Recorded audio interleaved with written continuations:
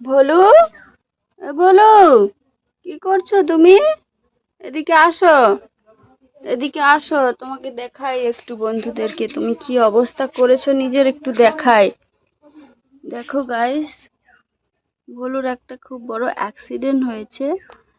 মানে ও হচ্ছে, জানো তোমরা যে ও ঘুরতে যায় সবসময়, ও ছাড়াই থাকে। তো ও প্রতিদিনের মতনই ঘুরতে গেছিল, তারপরে এই অবস্থাটা করে এনেছে। বড় কুকুর ওকে এইভাবে কামড়ে দিয়েছে, আজ 2 দিন হয়ে গেছে। তোমরা দেখতেই পাচ্ছ কি অবস্থা করেছে ওর। মেডিসিন এবং সবকিছুই দেওয়া হয়েছে ওকে।